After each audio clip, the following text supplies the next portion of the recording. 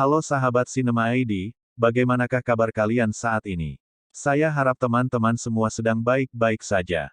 Kali ini Cinema ID akan membahas alur cerita dari film yang berjudul Soul Land. Bagaimanakah alur ceritanya? Sebelum ke pembahasannya, tolong dukung channel ini supaya terus berkembang menjadi yang lebih baik lagi. Dengan cara klik subscribe, dan bagikan ke media sosial teman-teman semua. Langsung saja ke pembahasannya. Diceritakan ratusan tahun lalu hiduplah seorang pemuda, yang sangat pintar dan juga berbakat bernama Tang San. Di usia yang sangat muda Tang San mampu mempelajari teknik bela diri sangat tinggi di sektenya, namun Tang San merasa teknik itu belum cukup hebat untuknya. Lalu Tang San berniat mencuri sebuah teknik terlarang dari sektenya, alhasil Tang San pun berhasil mencuri teknik itu, namun ia ketahuan oleh penjaga teknik itu dan Tang San pun dikejar habis-habisan oleh penjaga. Dan harus membunuhnya karena Tang San sudah dianggap sebagai pengkhianat. Pengejaran pun terus berlanjut dari dalam hutan hingga sampailah di sebuah lembah dengan rantai yang sangat besar, lembah ini disebut dengan lembah iblis. Tang San yang sudah terpojok lalu ia melompat ke dalam lembah itu, namun ia terjun tanpa rasa penyesalan, ia juga sempat memberi sebuah senjata yang sangat berharga kepada sektenya. Setelah terjun Tang San pun terbangun, dan ternyata ia hidup di sebuah tubuh anak kecil di tempat yang disebut dengan dunia roh. Tang San kecil hidup di sebuah desa yang bernama Desa Roh Mulia, ia hidup dengan seorang ayah yang berprofesi sebagai pandai besi. Ayah Tang San yang tiap harinya hanya mabuk dan malas-malasan di rumah. Jadi semua tugas rumah Tang San lah yang mengurus semuanya, diceritakan di desa itu bahwa anak-anak yang sudah cukup usia akan dikumpulkan oleh kepala desa, dan dibawa di sebuah tempat, untuk mengetahui apakah anak-anak itu mempunyai roh pelindung atau tidak. Pengujian itu dilakukan oleh Master Roh yang bernama Suyanto, yang berasal dari Balai Roh Pelindung. Setelah semua anak berkumpul pengujian kekuatan roh pun dimulai. Kekuatan roh pun ada banyak jenisnya, ada yang tipe penyerangan, pengendalian, pertahanan, support dan masih banyak lagi. Anak pertama pun maju untuk memulai, dan Suyanto pun merapalkan mantra. Tiba-tiba di tangan anak pertama muncul sebuah sabit, hal ini menandakan bahwa teknik roh pelindungnya adalah sabit itu sendiri. Lalu lanjut tes kedua, tes ini dilakukan untuk mengukur seberapa besar kekuatan rohnya, apabila bola sihir yang diberikan menyala terang berarti semakin besar pula kekuatan rohnya.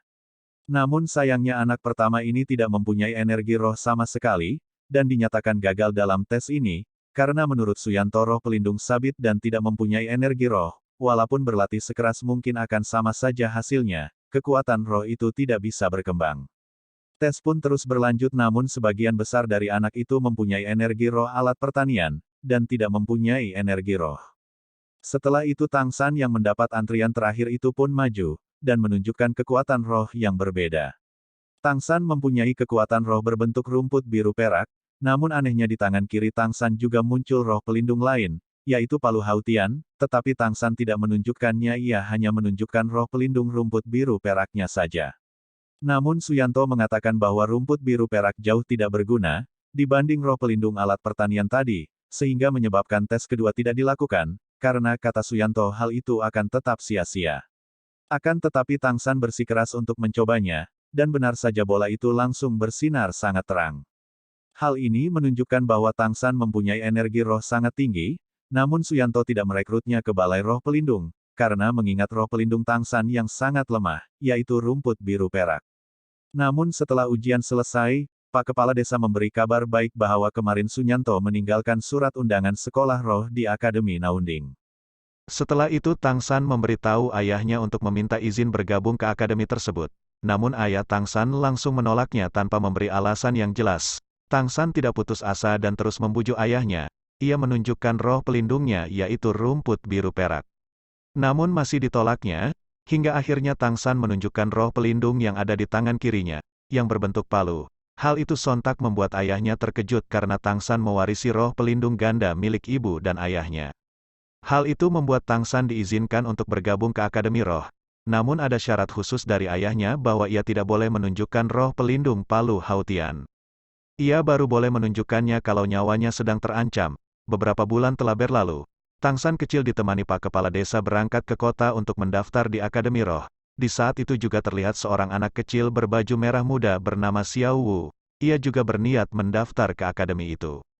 Setelah sampai di gerbang, Tang San pun dihadang oleh penjaga. ia dilarang masuk karena pakaian yang dikenakan Tang San dan Pak Kepala Desa terlihat sangat miskin. Walaupun Pak Kepala Desa sudah menunjukkan surat undangannya, penjaga itu tidak juga percaya. Penjaga itu mengejek Pak Kepala Desa. Hal ini membuat Tang San marah dan memukul penjaga pintu hingga terpental cukup jauh. Lalu datanglah Master Xiao untuk melerai mereka. Setelah memastikan bahwa surat undangan itu asli, Master Xiao menyuruh mereka masuk ke dalam akademi. Master Xiao bukanlah seorang guru di akademi ini. Kegiatan Master Xiao hanyalah melakukan pengujian dan penelitian tentang roh pelindung. Setelah melihat surat undangan tersebut, dan melihat bahwa Tang San memiliki roh pelindung rumput biru perak dan energi roh penuh, Master Xiao langsung menyimpulkan bahwa Tang San memiliki roh pelindung ganda.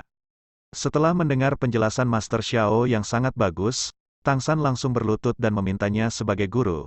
Setelah mengurus semua administrasi, Tang San pun berjalan ke kamarnya. Setelah masuk, Tang San pun langsung diserang oleh ketua kamar itu. Tang San pun terlibat perkelahian, namun dengan mudah Tang San dapat mengalahkannya, dan hal ini menyebabkan Tang San diangkat sebagai ketua yang baru. Tidak berselang lama datanglah gadis kelinci yang datang bersama Tang San kemarin. Ia ternyata juga menempati kamar yang sama dengan Tang San, sesuai peraturan untuk merebutkan ketua. Tang San dan Xiao Wu terlibat pertarungan. Pertarungan itu sangat sengit. Terlihat Xiao Wu dapat menyaingi kecepatan Tang San.